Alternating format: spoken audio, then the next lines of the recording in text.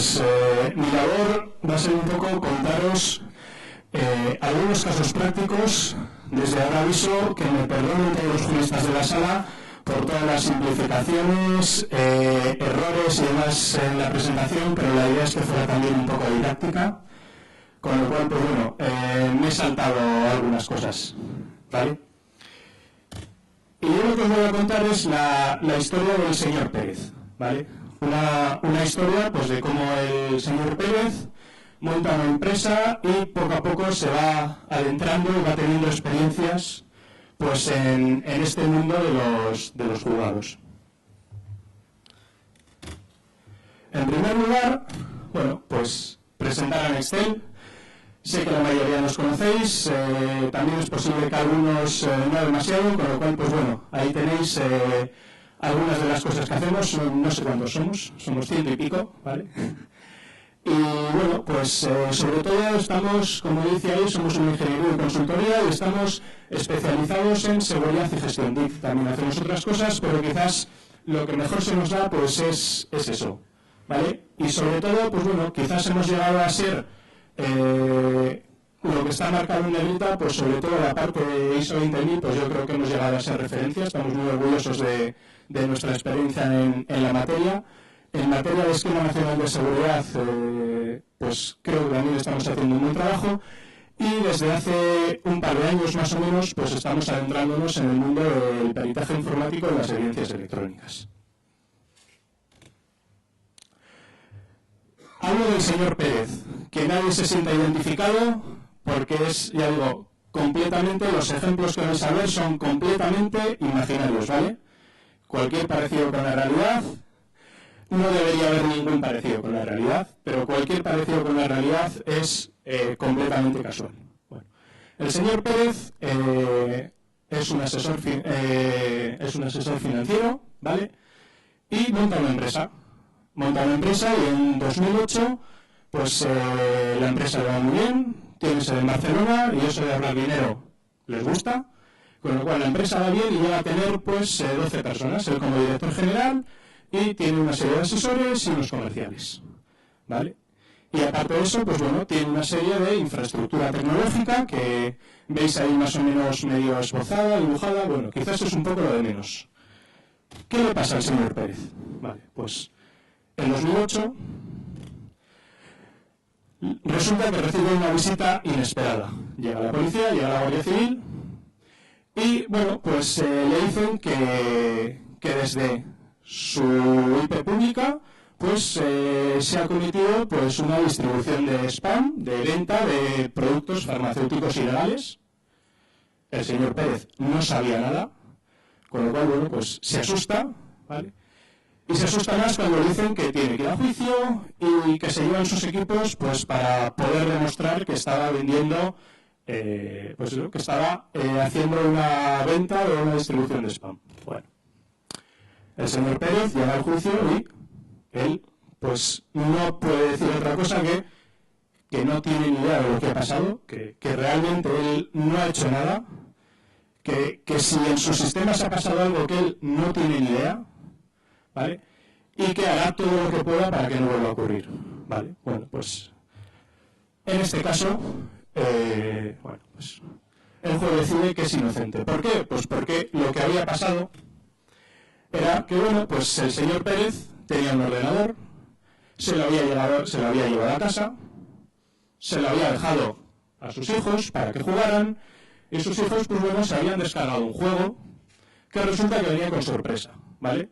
Venía con un virus que es el que se había encargado de, una vez llegado a la oficina, de distribuir ese spam farmacéutico y obviamente pues lo distribuía a través de su servidor de correo a todo Internet, con lo cual pues para el resto del mundo parecía que era la empresa del señor Pérez la que estaba distribuyendo este material.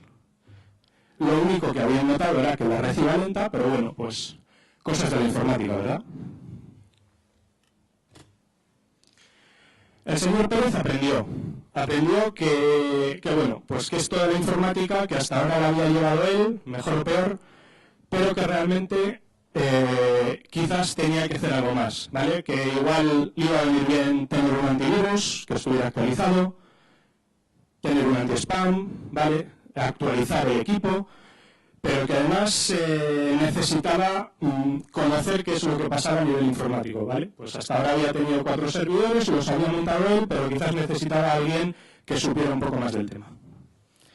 Y nos ponemos en 2010.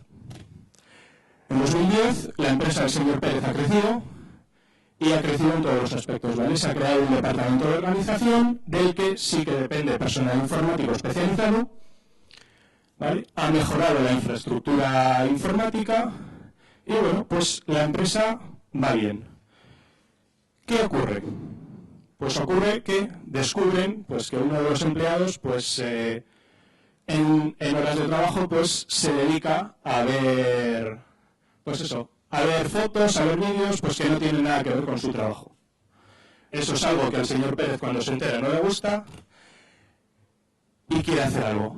Vale. ¿Qué quiere hacer el señor Pérez? Pues bueno, lo que le gustaría sería pues, decir, mira, si este tío no trabaja, quiero despedirle.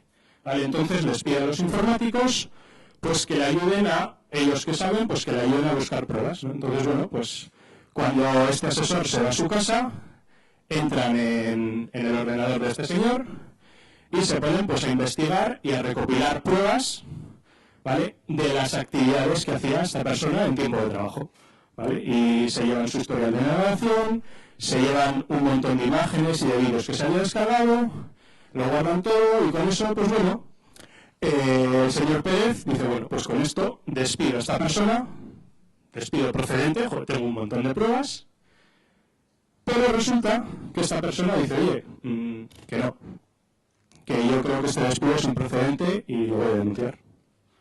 Bueno, y en este caso, llegan a juicio y bueno, pues le dicen, no, si es que mire señoría, que es que yo tengo una serie de pruebas y bueno, pues creo que está justificado y de repente su señoría le dice que si no se ha planteado que eso no se puede hacer, ¿vale? Que esas pruebas que él había recogido, pues que no las puede admitir, porque las ha recogido de una forma pues que no es admisible, no las ha recogido siguiendo la legalidad vigente, las ha recogido pues saltándose todos los procedimientos. Entonces, y además que incluso sí, este señor se dedica a ver chicas. ¿Y cuál es el problema? ¿Usted había prohibido ver chicas en horas de trabajo? Porque no me está diciendo que no trabajaba, simplemente que hacía, además de su trabajo, otras cosas. Con lo cual, pues el señor Pérez descubre que no todo se puede hacer, que sí, tengo pruebas, ya sé lo que ha pasado, pero no es suficiente con hacer las cosas de cualquier forma, las hay que hacer bien. Bueno, y en este caso, pues descubre eso, que sí, que puedo tener una serie de medidas de seguridad implantadas, pero necesito tener unas políticas de seguridad, unas normativas que le digan a la gente cómo debe trabajar, qué es lo que se puede hacer, qué no. Sí, tengo una serie de logs, había recogido una serie de pruebas, pero resulta que, o algo que él pensaba que eran pruebas, pero resulta que esos logs parece ser que ni eran evidencias como tales ni habían sido admitidas como pruebas en el juicio, ¿vale? ¿Por qué? Pues porque no solamente valía tenerlas, sino que el procedimiento seguido, tanto para la adquisición como para el tratamiento, tenía que ser un procedimiento específico. Y además, tenían que ser válidas esas pruebas. No era suficiente con tener un doc en el que yo pego 4 pantallazos, guardo una carpeta, bueno, que quizás eso no era suficiente. Y hasta aquí, 2010, esto es lo que conocía el señor Pérez. Vale. Resulta que en 2011, pues bueno, las cosas ya no le van tan bien. Bueno, está siendo un año duro. Y bueno, lo que sí que ha hecho ha sido, pues ha aprendido de los errores y ha conseguido que todo el personal firme a regañadientes pues un reglamento de régimen interno y una política de seguridad. Y además, pues bueno, curiosamente el señor Pérez pues vino el año pasado a nuestras jornadas y se enteró pues del nuevo Código Penal de finales de 2010, se enteró del famoso concepto de la culpa invigilando, ¿vale? Que realmente él podía ser responsable de lo que pasara en su empresa y tenía que poner los medios necesarios para que todo estuviera bajo control. Bueno, entonces, con todo eso, el señor Pérez, bueno, pues se le ha ido mal y decide reducir plantilla, ¿vale? Entre ellos, entre los despedidos, pues hay gente del área de informática. ¿Y qué es con lo que se encuentra? Pues con lo que se encuentra es que al día siguiente de que haya despedido a estas personas, pues de repente tiene problemas en los servidores. Vale, pues en uno de los servidores ni siquiera arranca, el otro parece que la información estaba dañada, que no era correcta. Bueno, ¿y qué es lo primero que piensa? Pues esto fijo que ha sido alguno de los de informática que se ha rebotado y me ha echado algunos ordenadores para vengarse del despido. Y en este caso, el señor Pérez, por dos motivos.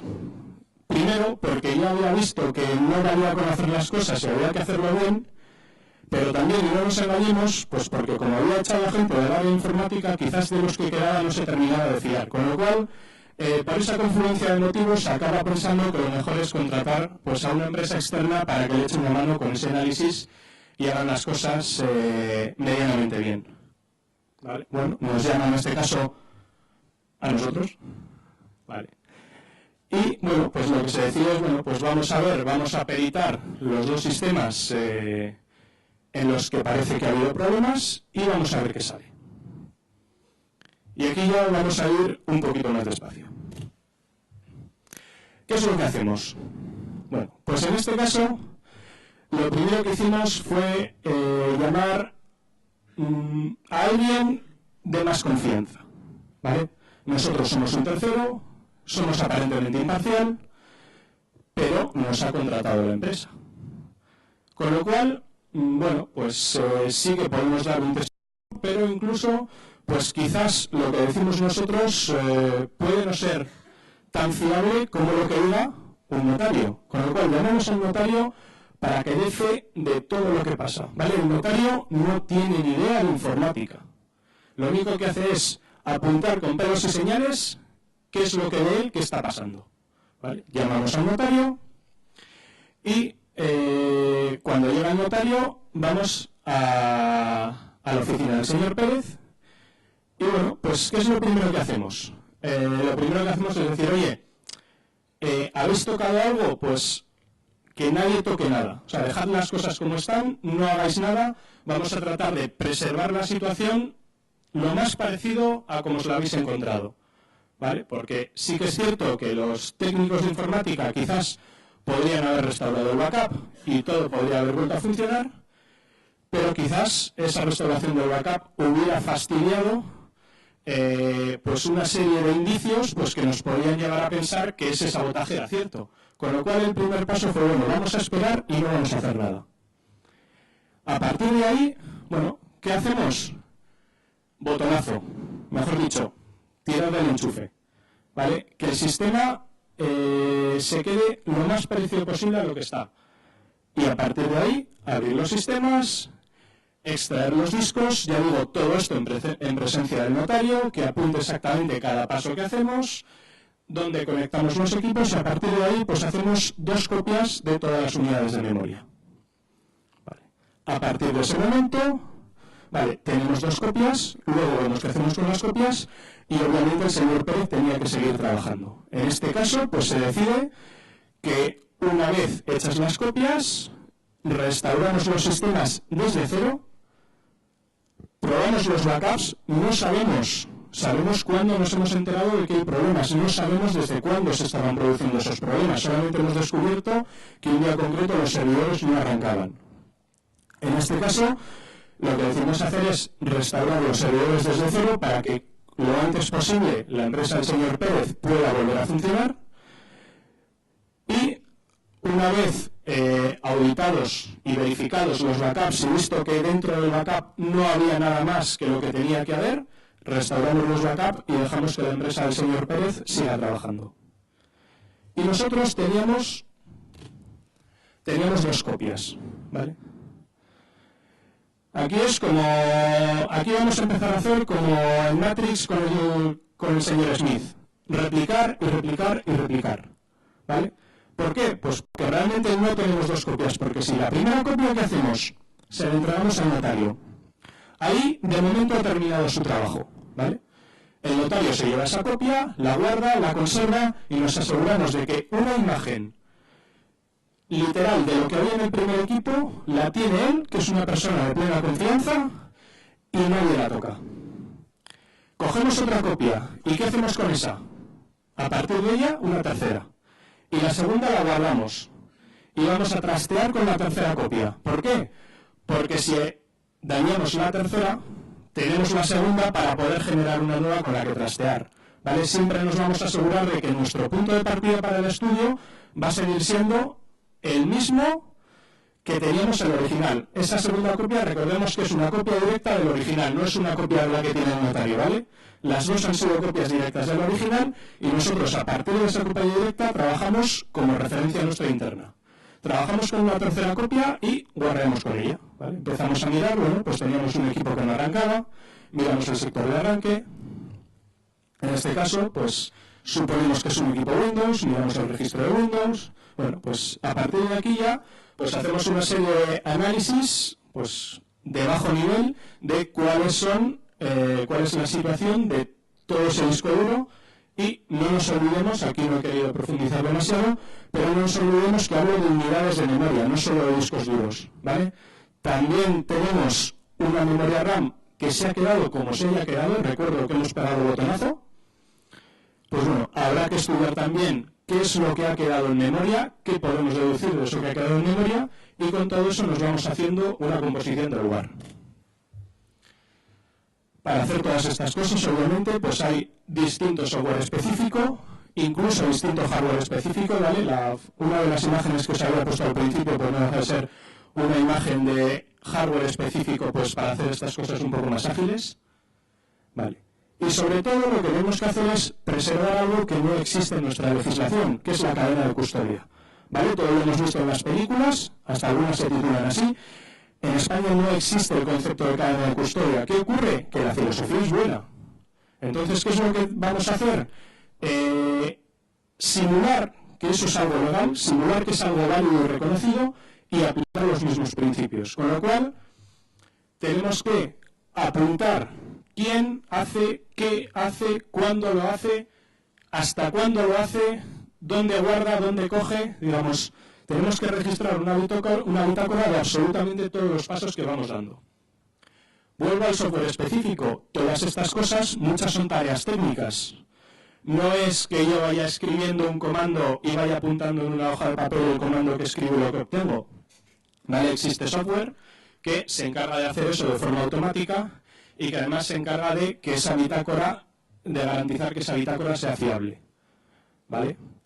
Ojo. Cadena de custodia no solamente para el tratamiento, sino también para la conservación, ¿vale? Desde un día al día siguiente tendremos que asegurarnos que los equipos se guardan en un lugar aislado en el que nadie tiene acceso, que a partir de ahí esos equipos se recogen, se sigue trabajando con ellos, se vuelve a dejar de trabajar, se vuelve a guardar, vuelve a estar preservado de cualquier acción de cualquier otra persona, ¿vale? Con lo cual todo el trabajo que hacemos tiene que quedar perfectamente documentado. ¿Vale? ¿Y todo eso para qué? Para nada. Todo eso que hemos hecho todavía no vale para nada. ¿Vale? Porque llegamos al informe de conclusiones. Aquí lo único que hemos hecho es un análisis técnico en el que vemos qué ha pasado con una serie de logs, vemos qué ha pasado con una serie de procesos, memorias, unidades de disco, y lo que tenemos que hacer es una composición del lugar, ¿vale?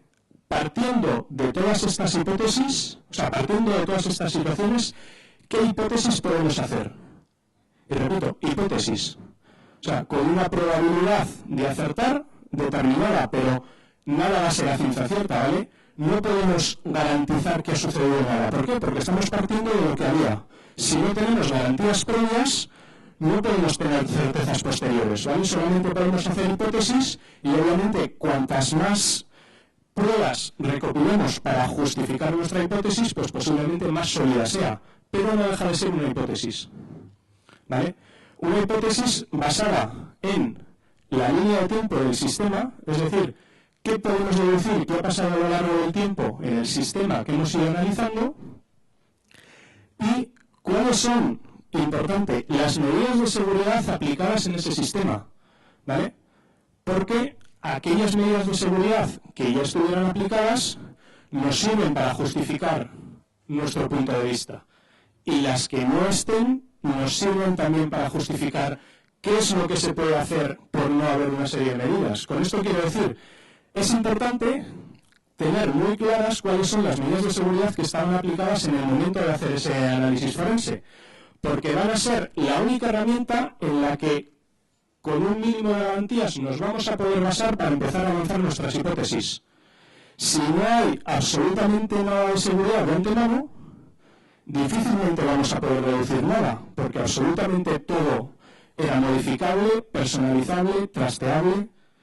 Mientras más medidas de seguridad haya en el punto de partida, más fácil será que nosotros hagamos las hipótesis. Por poner un caso concreto, si teníamos identificadores de usuario personalizados, podemos presuponer de forma más sencilla quién ha sido la persona que en cada momento ha hecho qué tarea. Si solamente teníamos un acceso root para todos los administradores, nos costará más saber, sí, esto se ha hecho con el usuario root, pero no sabemos qué persona había detrás. ¿Vale? Con lo cual, ya digo, es una medida muy sencilla con la que se entiende que cuantas más medidas de seguridad haya a priori, más fácil va a ser lanzar nuestras hipótesis a posteriori. Y con esto empieza el trabajo. Porque tenemos una serie de hipótesis y una serie de conclusiones preliminares, como veis ahí. Pues bueno, tenía pinta de que había una bomba lógica en el servidor de la organización, ¿vale? Para que nos entendamos, pues en el cron del sistema había un script preparado para que en un momento determinado se cepillase una serie de información y en este caso lograra una serie de información que parecía que había afectado al sector de arranque, de forma que el sistema ya ni siquiera arrancaba. Y además tenía pinta de que había una puerta trasera en el otro servidor que estaba configurada para acceder remotamente a los datos, que había sido la causa de que la información acabara corrompida, ¿vale? Pues porque en este caso el técnico en cuestión pues no era asesor, no era comercial, con lo cual pues bueno, había empezado a trastear con la base de datos y digamos la información había quedado inconsistente y eso era lo que se había detectado. Vale. Esto no deja de ser, ya digo, una hipótesis. Y la autoría probable, pues sí que era uno de los administradores que había sido despedidos. ¿Vale? Y a partir de ahí se presenta la denuncia. ¿Qué ocurre? Que a partir de esa denuncia, pues ya se abren nuevas diligencias y, dato importante, solicitamos a los proveedores, a los ISPs, solicitamos los accesos que podemos cruzar con la línea de tiempo que teníamos nosotros y ver en ese momento si esos accesos se están produciendo o no se están produciendo a través de esa supuesta puerta trasera que nosotros creíamos haber identificado. ¿Vale? Ya no trabajamos solamente con los logs propios, trabajamos también con información que nos proporcionan terceros. ¿Vale? Y tratamos de poner esa hipótesis que nosotros teníamos en contexto. ¿Vale? Se elabora todo esto, se presentan las evidencias que hemos recopilado, bueno, y tenemos la suerte, y luego vuelvo un poquito más sobre esto, de que se acepten. Hasta ahora todo el trabajo que habíamos hecho podía no servir para nada.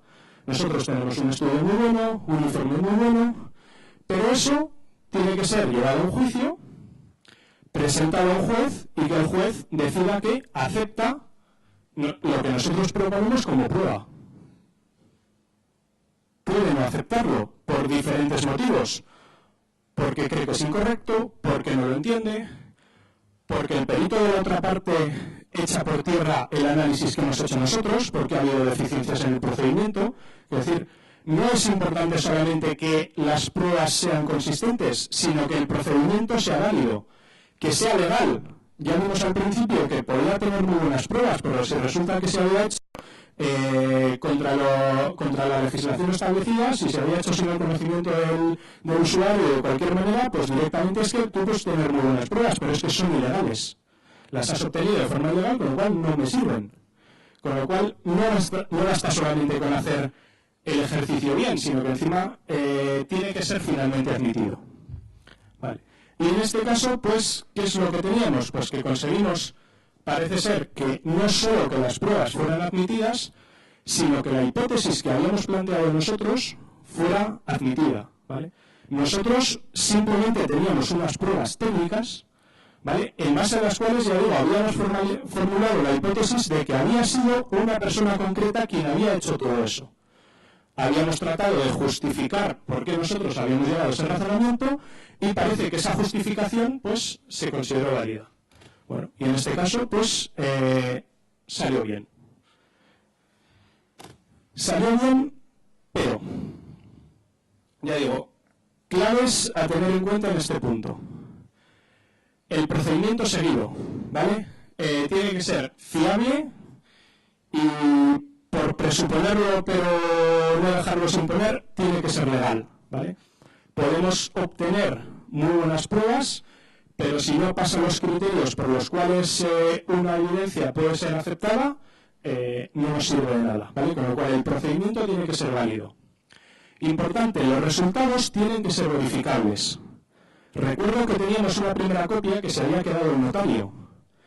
Esa primera copia, aparte de ser una copia preservada por alguien fiable, es una copia a partir de la cual el perito de la otra parte podría haber solicitado un peritaje por su cuenta, ¿vale? Nosotros actuábamos del lado de una de las partes, pero la otra parte puede también querer tener pruebas, ¿vale? Con lo cual, la otra parte podría haber solicitado un peritaje que llegara a unas conclusiones similares a las nuestras o, obviamente, quizás a la otra parte le interesara que sus conclusiones fueran distintas. No que lo exculpara. O sea, no tiene por qué, la otra parte no tiene que llegar a un peritaje que diga esto es inocente.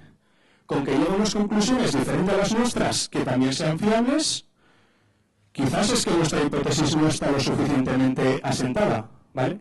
Con lo cual, también es importante esa primera copia porque a partir de ella la otra parte puede trabajar.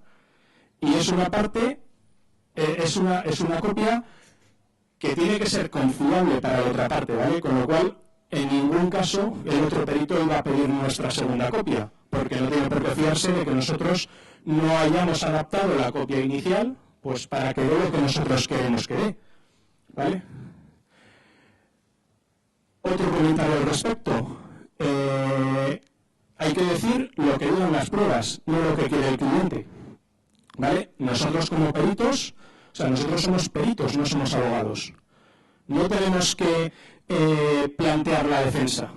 Nosotros lo único que teníamos que hacer, pero teníamos que hacerlo bien, era ver qué es lo que había pasado y formular la hipótesis más probable que consideráramos la más viable para explicar, para justificar todo ese análisis que habíamos hecho nosotros.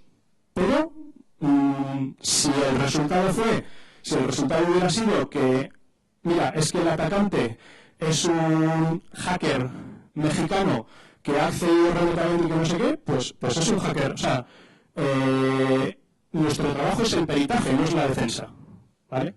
Entonces, nosotros teníamos que plantear, como digo ahí, una hipótesis creíble, ¿vale? Y sobre todo, y lo más importante, una defensa entendible. Somos peritos, pero es que estamos hablando de informática a alguien que ha estudiado Derecho. O sea, si el que ha estudiado Derecho nosotros no lo entendemos, os aseguro que lo que hemos estudiado nosotros, el que ha estudiado Derecho tampoco, ¿vale? Con lo cual, teníamos que contarle en versión, para que lo entienda mi hermanito pequeño, qué creemos que ha pasado. Y si necesitas datos, entramos. Pero en versión, yo digo, para alguien que no tiene ni idea de informática y que probablemente tampoco quiera saber nada de informática, porque tendrá hoy un juicio que tiene que ver con informática y mañana uno que tiene que ver con una prueba manuscrita y un sello que está mal impreso, ¿vale? Con lo cual, parte muy importante en la que no he entrado para nada, la defensa de las hipótesis en el momento del juicio. Y simplemente recordar que partíamos de las medidas de seguridad que este cliente en este caso tenía implementadas, que en este caso habían sido suficientes, pero quizás podrían haber sido muchas menos. Con lo cual, ¿qué ocurre si las medidas que tenemos son tan pocas que no podemos hacer ninguna hipótesis? Vale. Y aquí es donde entramos en la parte preventiva. Lo que os he contado hasta ahora, es el relato de caso reactivo tras caso reactivo. ¿Cómo se podría haber prevenido todo esto? Pues bueno, simplemente tenemos 3 retos. Que haya logs, que sean fiables y que además los gestionemos de forma fiable. ¿Vale? Con lo cual tenemos una serie de garantías de confiabilidad que tenemos que hacer cumplir. Que los logs sean auténticos, que sean íntegros, que estén disponibles cuando los necesitamos, que sean completos, que la calidad de los logs sea suficiente y que además los gestionemos de forma correcta. Y la solución, porque veo que me estoy quedando sin tiempo, os la cuento muy deprisa. La primera parte, solución técnica, ¿vale? Desarrollar una plataforma de gestión de evidencias electrónicas. ¿Vale? Estamos hablando de que nos basamos en logs principalmente, con lo cual ya no nos sirve con requisito mínimo imprescindible que existan esos logs y a partir de ahí que esos logs sean confiables. ¿Cómo se puede desarrollar esto? Pues bueno, partimos de una auditoría de los sistemas, muy detallada, a ver exactamente qué tenemos en los sistemas. A partir de ahí, desarrollar una serie de medidas de seguridad o bastionar los sistemas, ¿vale? Y a partir de ahí integrar pues unas siglas que seguro que los juristas no entendéis, quizás algunos técnicos ni se acuerden de lo que es esto. Es un sistema de atrás adelante, un sistema de detección de intrusión basado en host. O dicho de otra forma, como tenéis ahí, una cámara de fotos, ¿vale? Un sistema que lo que hace es sacar fotos periódicas cada día de cómo está el sistema y qué es lo que ha cambiado en el sistema. ¿Vale? De forma que en una situación normal sabemos que hay muy pocos archivos que en un funcionamiento del día a día cambian. Cambian los datos de las aplicaciones, cambian los logs y poco más debería cambiar, a no ser que hagamos actualizaciones o demás. Con lo cual, tenemos una foto bastante clara de cuál está siendo el día a día y a partir de ahí esos logs, sacarlos a un sistema externo lo antes posible y tratar de certificarlos. Antes se ha hablado de que el notario era una tercera parte confiable. Aquí tenemos una tercera parte técnica confiable. ¿Vale? Utilizar servicios de certificación que garanticen por parte de un tercero la integridad de esos logs. Y de nuevo, una auditoría final para ver que el resultado final sigue siendo fiable. Es decir, que durante el tiempo que hemos hecho esto, los sistemas han seguido funcionando, no ha habido ningún virus que se haya metido que nos pueda echar por tierra todo el sistema. ¿Vale? Con lo cual, tener unas mínimas garantías técnicas que se pueden desarrollar a partir de aquí. ¿Vale? Todo esto, pues toda la parte de extracción de logs puede tener por encima montado un SIEM, de lo que nos ha hablado Chano en la primera ponencia. Todo esto lo podemos montar con sistemas de control de datos de los cuales nos van a hablar en las ponencias de después del café. O sea, hay otras formas de hacerlo y hay formas más completas, ¿vale? Pero esto puede ser un planteamiento básico. Y aparte de eso, gestionarlos de forma adecuada. Montar un sistema de gestión que nos permita no solamente tener los logs, sino utilizarlos de la forma correcta, ¿vale? Y sobre todo, cómo los gestiono, cómo los conservo, cómo los saco en un momento determinado, cómo los tengo que tratar para que esas garantías que tenían a nivel tecnológico no se pierdan a la hora de trabajar con ellos. ¿Vale? Y por último, primera conclusión, cada vez hay más evidencias electrónicas, ¿vale? Cada vez los servicios que dan nuestras empresas, cómo funcionamos, cada vez el mundo es más electrónico, ¿vale? Con lo cual esto cada vez va a tener más peso. Y tenemos que estar de verdad preparados para su uso, ¿vale? No basta con que haya un log, ¿vale? Ese log tiene que cumplir una serie mínima de garantías para que sea fiable o cruzar los dedos y que cuando lleguemos a un juicio la otra parte no ponga en duda las supuestas pruebas que estamos presentando, ¿vale? Porque nosotros podemos tener un log puro y duro, lo presentamos y sirve. ¿Por qué? Pues porque la otra parte no lo cuestiona. Pero si la otra parte lo cuestiona, ¿Tenemos claro que vaya a superar lo que nosotros estamos presentando ese cuestionamiento? Con lo cual, antes de requerir esos logs, tenemos que hacer algo, tenemos que tener normas, tenemos que tener políticas. Posiblemente la parte tecnológica también la tendremos que adecuar y además tendremos que gestionarlas de forma correcta. Si el paso de antes no lo hemos dado, siempre nos queda el de después, ¿vale? Siempre podemos hacer un análisis forense, un peritaje informático, para lo cual me temo que es importante conocimientos técnicos bastante profundos y conocimientos jurídicos. Ya digo, no vale con recopilar las pruebas, sino que sean fiables. Y por último, también es muy importante presentarlo bien, ¿vale? Podemos tener muy buenas pruebas, pero si no somos capaces de hacerlas entender y no nos lo aceptan, no habremos hecho nada. Y nada más. El que quiera preguntar ahora, ningún problema, y si no, luego en el café todas las preguntas que queráis. Muchas gracias.